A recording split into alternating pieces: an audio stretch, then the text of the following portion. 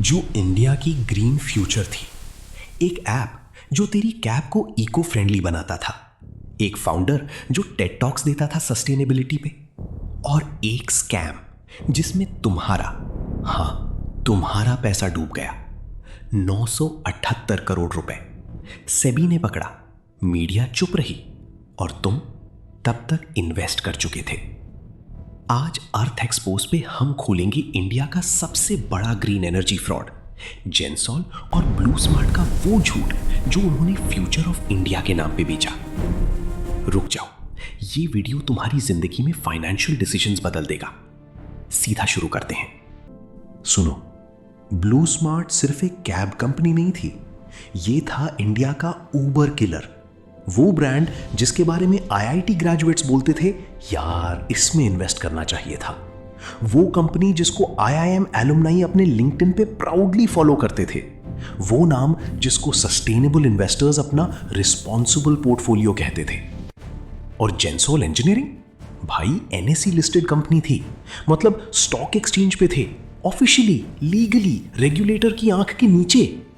तो अगर इतना कुछ ऑफिशियली सही था तो 978 करोड़ रुपए गए कहां? ये सवाल सिर्फ इन्वेस्टर्स का नहीं है, ये सवाल तुम्हारा है। क्योंकि जिस सिस्टम पे तुम्हें ट्रस्ट करना सिखाया गया, उसी सिस्टम ने तुम्हें फेल किया। अभी तक 3 लाख से ज्यादा ब्लू स्मार्ट यूजर्स थे इंडिया में। लैक्स ऑफ इन्वेस्टर्स ने जेंसॉल पे भरोसा किया और सबने सोचा ग्रीन एनर्जी है, फ्यूचर है, सेफ है। कोई नहीं जानता था अंदर क्या चल रहा था। 2 भाई, अनमोल सिंह जग्गी और Puneet Singh Jaggi, educated, polished, conference speaker types. ये वो लोग हैं जिन्होंने इंडिया का सबसे बड़ा ग्रीन एनर्जी ड्रीम और फ्रॉड दोनों बनाया। 2012 में जेंसल इंजीनियरिंग स्टार्ट की, सोलर एनर्जी कंसल्टिंग कंपनी। एक noble idea, clean energy, India का फ्यूचर। फिर आया ईवी बूम और इनको दिखा एक शॉर्टकट, एक बहुत बड़ा, बहुत रिस्की शॉर्टकट। इन्होंने डिसाइड किया ब्लू स्मार्ट बनाएंगे, India's first all electric cab service. No surge pricing, no pollution, pure green travel. Sounds amazing, right? ये था बेट, तुम हुक हो चुके थे। अब सुनो एग्जैक्टली क्या हुआ। जेंसल ने बैंक से लोन लिया 978 crore rupees, specifically EV vehicles खरीदने के लिए। बैंक्स ने सोचा ईवी कंपनी है, व्हीकल्स होंगे, लोन सिक्योर है। सेबी ने डॉक्यूमेंट्स चेक किए बाद में। व्हीकल्स की एक्चुअल नंबर बहुत कम थी जितनी होनी चाहिए थी, तो बाकी करोड़ गए कहां? सेबी की फोरेंसिक इन्वेस्टिगेशन में निकला कुछ पैसा गया प्रोमोटर्स के पर्सनल अकाउंट्स में, कुछ पैसा गया लग्जरी एक्सपेंसेस में। हां, तुमने सही सुना, एक ग्रीन एनर्जी कंपनी के फाउंडर ने लोन का पैसा अपनी पर्सनल लाइफस्टाइल पे खर्च किया। घर खरीदने में, पर्सनल ट्रांसफर्स में। वो सस्टेनेबल फ्यूचर वाला पैसा खुद के ऐश के लिए यूज हुआ। अब ये तो सिर्फ एक लेयर थी, एक स्कैम के अंदर एक और स्कैम था। जेंसॉल इंजीनियरिंग, स्टॉक मार्केट में लिस्टेड कंपनी, याद है? इन्होंने अपने क्रेडिट रेटिंग्स को भी मैनिपुलेट किया। केयर रेटिंग्स ने जेंसॉल को डाउनग्रेड किया, आइक्रा ने भी वार्निंग दी। फिर भी रिटेल इन्वेस्टर्स खरीदते रहे क्योंकि कंपनी कहती रही सब ठीक है, ग्रोथ हो रही है। जब तक स्टॉक 90% नहीं गिर गया। 90%। एक लिस्टेड ट्रस्टेड कंपनी का स्टॉक 90% क्रैश। जिन्होंने 500 रुपए का शेयर खरीदा था, उनका शेयर 50 रुपए से भी नीचे आ गया। और ब्लू स्मार्ट अप्रैल 2025 में ऑपरेशंस बंद कर दी अचानक। कोई बैकअप प्लान नहीं, कोई रिफंड सिस्टम रेडी नहीं, बस एक notification, service temporarily suspended. Drivers जो अपनी जिंदगी भर की सेविंग्स लगा के ईवी खरीद के ब्लू स्मार्ट के साथ काम कर रहे थे, उनके पेमेंट्स रुक गए। उनका ईवी लोन था, उनकी ईएमआई थी, उनका घर था उन पर, और कंपनी चली गई। ये सिर्फ इन्वेस्टर्स का लॉस नहीं है भाई, ये उन ड्राइवर्स का टूट जाना है जिन्होंने सच में ट्रस्ट किया था कि ग्रीन इंडिया में उनका भी फ्यूचर है।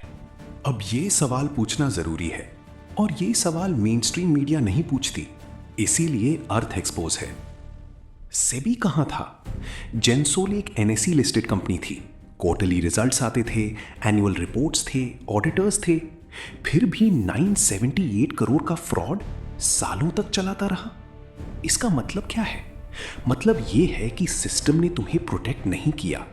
वो सेफगार्ड्स जो तुम्हें बताए गए, लिस्टेड कंपनी है, सेफ है, वो सेफगार्ड्स फेल हो गई। ये इंडिविजुअल ग्रीड की स्टोरी नहीं है सिर्फ, ये एक सिस्टेमिक फेलियर की स्टोरी है। जब तक सेबी ने एक्शन लिया, करोड़ों जा चुके थे, ब्लू स्मार्ट बंद हो चुकी थी, इन्वेस्टर्स रो रहे थे, और फाउंडर्स, सेबी ने उन्हें सिक्योरिटीज मार्केट से बैन किया, हाँ, लेकिन 978 करोड़ वापस आए नहीं। सुनो, मैं ये नहीं कह रहा कि तुम इन्वेस्ट मत करो, मैं ये कह रहा हूं कि तुम स्मार्टर इन्वेस्ट करो, और उसके लिए पहले समझना होगा ये लोग कैसी फ्रॉड करते हैं, कौन से रेड फ्लैग्स थे, क्या तुम पहचान सकते थे? ये मैं तुम्हें अगले 2 मिनट्स में बताता हूं। लेकिन पहले एक चीज और है स्कैम में जो किसी ने रिपोर्ट नहीं की, और वो चीज ऑनेस्टली मुझे सबसे ज्यादा डिस्टर्ब करती है, वो भी बताऊंगा, रुको। अब मैं तुम्हें एग्जैक्ट रेड फ्लैग्स बताता हूं जो जेंसोल और ब्लू स्मार्ट दोनों में एक साथ थे। नेक्स्ट टाइम किसी ग्रीन रेवोल्यूशन या डिसरप्टिव स्टार्टअप में इन्वेस्ट करने से पहले ये चेकलिस्ट याद रखना। Red flag number 1, growth story too aggressive. Gensol 2020 से 2023 के बीच में रेवेन्यू पे ज्यादा ध्यान, कैश फ्लो पे जीरो क्लैरिटी। कंपनी ग्रोइंग दिखी, प्रॉफिटेबल नहीं थी क्लियरली। भाई, रेवेन्यू और प्रॉफिट अलग होती है, सिर्फ टॉप लाइन मत देखो। Red flag number 2, promoter pledge. Anmol Jaggi और फैमिली ने अपने शेयर्स प्लेज कर रखे थे बैंक्स को कोलैटरल के रूप में। ये एक मेजर रेड फ्लैग होता है, मतलब प्रोमोटर्स को पर्सनली पैसा चाहिए था और उन्होंने कंपनी के शेयर्स को यूज किया। जब प्रोमोटर्स अपने ही शेयर्स प्लेज कर रहे हैं, भागो। Red flag number 3, related party transactions.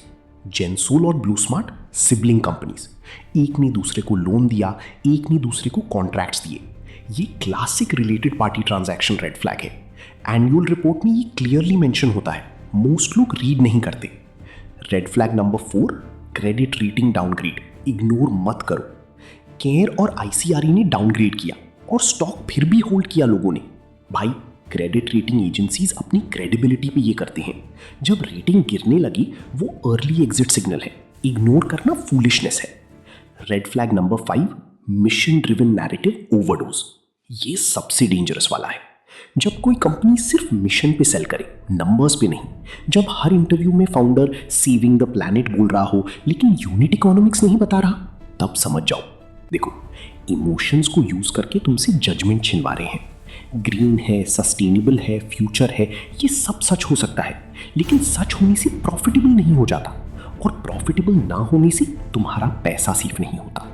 अब वो चीज जिसके बारे में मैंने कहा था किसी ने रिपोर्ट नहीं की, ये सिर्फ पैसे का फ्रॉड नहीं है, ये एक नैरेटिव फ्रॉड है। इंडिया में एक बहुत पावरफुल ट्रेंड चल रहा है, green equals good equals trustworthy equals investworthy. और इस इमोशनल इक्वेशन को ब्लू स्मार्ट और जेंसोल ने डेलिबरेटली एक्सप्लॉइट किया। उन्होंने सस्टेनेबिलिटी कॉन्फ्रेंसेस अटेंड की, not to learn but to signal. उन्होंने ESG रेटिंग्स इंप्रूव की, on paper not in operations.